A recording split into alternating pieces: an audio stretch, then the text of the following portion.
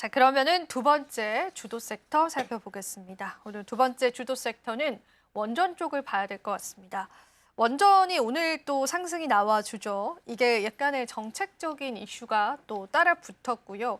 AI 원전 생태계 동맹 이야기도 나와주고 있습니다. 자, 일단 오늘 주목받았던 배경부터 조금 체크해 주실 수 있을까요? 일단 뭐 현 정부에서 계속 그러니까 기존의 정부에서 지금 원전에 대한 강한 드라이브를 걸었었다가 작년 12월 달에 일말에 좀 사건들이 벌어지면서 굉장히 큰 실망감을 안겨줬었던 섹터. 만약 기존의 정부에서 다른 정부로 혹은 바뀌게 된다면 계속 미뤄졌던 정부 차원에서 미뤄졌던 원전 산업이 조금은 더 밀릴 수 있지 않겠는가? 우선순위에서 내려올 수 있지 않겠는가라는 걱정이 있었는데 지금 어떻게 보면 여야 모두 혹은 어떤 후보자가 되었든지 간에 지금 원전은 공통적으로 긍정적으로 이야기하는 부분들이 오늘 부각이 되면서 원전주들에 대한 상승세가 사실 오늘뿐만 아니라 이번 주 내내 조금 괜찮았었던 섹터였던 것 같아요. 대신 다른 섹터가 워낙 강하게 움직이다 보니까 원전주들이 상대적으로 약해 보이는. 근데 오늘은 다른 섹터들이 사실 그렇게 좋은 어떤 강세를 보이지 못하다 보니 원전주들이 좀 부각이 되면서 좋은 모습을 좀 보이고 있는데 일단 원전주 하나만을 놓고 보시면 안 될 것 같고요. 제가 이제 스토리텔링을 좀 드려보면 일단 첫 번째로 이재명 후보자의 지금 말이 가장 어떻게 보면 주식시장에서 민감하게 받아들이는 좀 재료인 것 같아요. 최근에 어떤 이야기가 있었냐면 AI에 100조 투자한다라는 이야기가 있었습니다.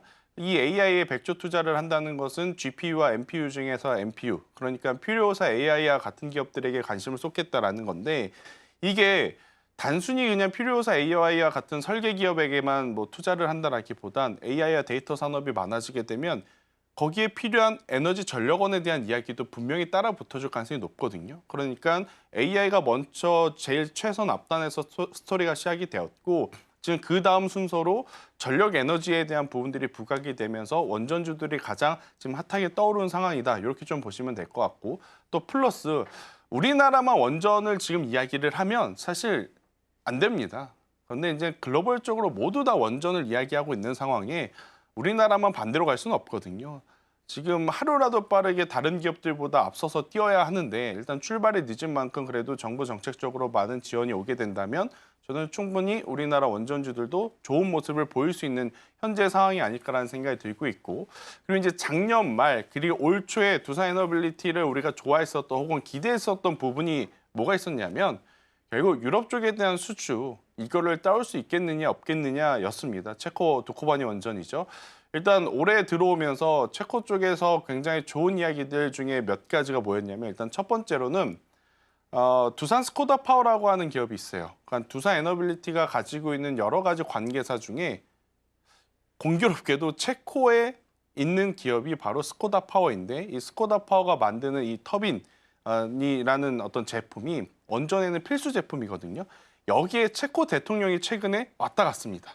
그렇다는 것은 어떻게 보면 좀 긍정적으로 해석을 좀 해볼 수 있는 부분이 아닐까라는 생각이 들고 있고 그리고 단순히 그냥 여기에 공장이 있다기보단 또 좋은 뉴스가 뭐였냐? IPO를 진행을 합니다. 체코 시장의 IPO를.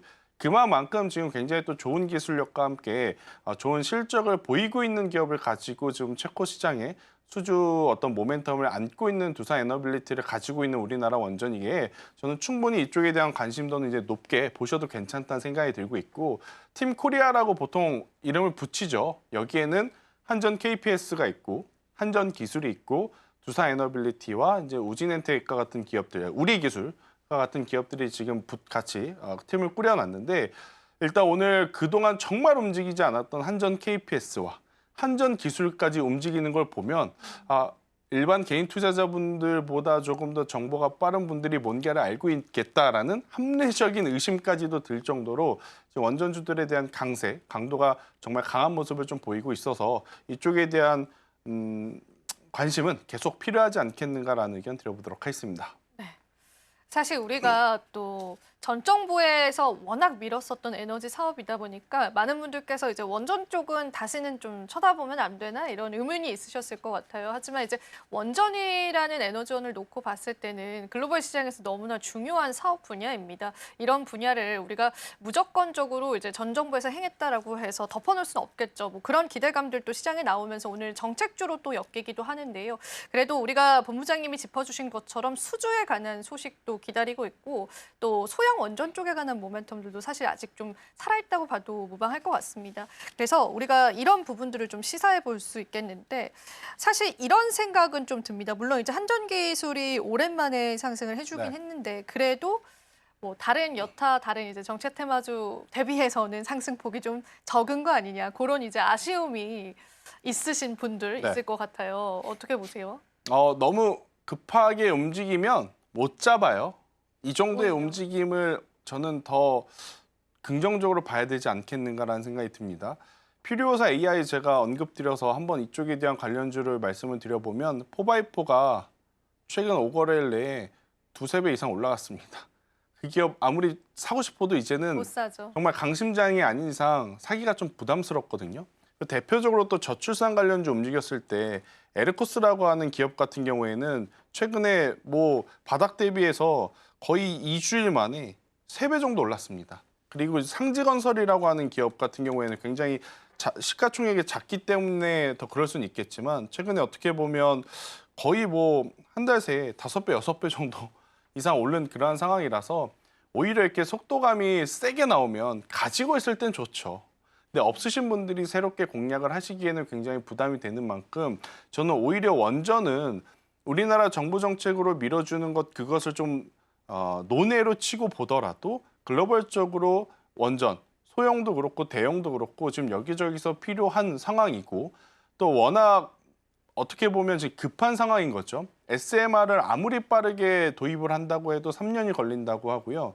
대형 원전을 건설하는 데는 정말 빠르게 해서 7년이 걸린다 그래요. 그런데 지금 전력이 필요한 건 어떻게 보면 당장인 상황이라 급한 나라는 지금 무엇을 하고 있냐면 기존에 가지고 있었던 원전의 가동률을 올리고 있는 거죠. 그만큼 지금 전 세계의 관심도가 이쪽에 어떻게 보면 포커스가 맞춰 있는 상황이라서 우리나라 기업들 중에 국내에서만 한정되면 안 되고요. 해외에서 어떤 수익성을 가지고 좀 경쟁을 할 수 있는 기업이다라고 하면 저는 충분히 지금의 위치도 쫓아가도 괜찮지 않겠는가라는 의견 한번 드려보도록 하겠고 원전주 하면 굉장히 많은 기업들이 서칭이 될 거예요. 지금 자료 화면으로도 계속 나가고 있는데 저는 이 기업들 중에서 당연히 탑티어는 두산 에너빌리티를 이야기할 수밖에 없을 것 같고 하위단에 그러면 어떤 기업을 둘 거냐 저는 개인적으로 우리기술과 그리고 우진엔텍을 두겠습니다. 한전기술과 한전 KPS는 별도로 어차피 이제 봐야 될 것 같고요. 그래서 이제 이렇게 세 기업에 이제 원전의 매출이 전체 매출에서 그렇게 크진 않지만 복합적으로 에너지원 관련해서 지금 뭐 미국이라든지 중동이라든지 유럽이라든지 모두 또 걸려 있는 기업이 BHI 이렇게 정리를 좀 해드릴 수는 있어서 두산에너빌리티와 우리기술, 우진엔텍, BHI 이렇게 압축을 해보는 것도 괜찮고 그러면 남은 기업들은 뭐냐? 그냥 겉만 뭐 원전주냐 그건 아닙니다. 그건 아니지만 실제로 수익성을 먼저 이 앞단의 네 기업이 보여줘야 제가 방금 거론하지 않았던 기업들까지도 따라 움직일 수 있음을 꼭 한번 체크를 하셔야 된다는 의견 드리겠습니다. 네. 뭐 한전기술이나 한전 KPS 같은 경우에는 우리가 당연히 봐야 될 것 같고 우리기술과 같은 그런 기업들 여러분들이 본부장님 짚어주신 거 한번 복귀해 보시면 좋겠는데요. 일단 제가 이제 말씀해주신 그런 종목들의 차트를 전부 다 봤더니 최근에 정말 바닥권에서 이제 조용조용히 그렇죠. 올라오는 네. 그런 모습이 보여집니다. 하지만 그럼에도 불구하고 이 원전주가 최저점을 최근에 찍었던 만큼 그 하락을 버텼던 보유자분들은 아마 지금 손실권이시지 않을까 싶어요. 그쵸. 그런 분들은 얼마나 더 기다려야 될까요? 저는 두산 에너빌리티가 어떻게 보면 기준점이라고 생각을 하거든요. 충분히 올해 여름 안으로 저는 개인적으로 2월 달에 기록했던 고점은 넘어갈 가능성이 높다는 생각이 들어요. 지금 두산 에너빌리티의 차트를 좀 보여주실 수 있으면 한번 보여주셨으면 좋겠는데 올해 2월 달만 하더라도 우리나라 대내 변수가 해결되지 않았음에도 불구하고 움직였었던 상황이었습니다. 그런데 최근에 조정은 사실 두산 에너빌리티만의 문제라기보단 미국 증시의 어떤 관세 여파, 그러니까 지수의 하락 여파가 굉장히 강했기 때문에 펀더멘탈은 크게 문제 없었던 조정. 그리고 바닥 대비 많이 올라왔다고 볼 수는 있으나 기존의 가격대로 저는 회복을 한 수준이지 바닥 대비 많이 올라온 것은 아니니 너무 크게 부담 가지실 필요는 없지 않겠는가라는 생각이 들어서 만약 두산 에너빌리티의 이 가격 3만 원이라는 가격대가 넘어가게 되면 여러분들이 가장 관심 있게 보셨던 중소형들 중에 우리기술이라든지 아니면 에너토크라든지 이러한 기업들도 최근에 이 박스권 그 이상까지는 한번 노려볼 수 있지 않겠는가라는 의견을 한번 드려보도록 하겠습니다.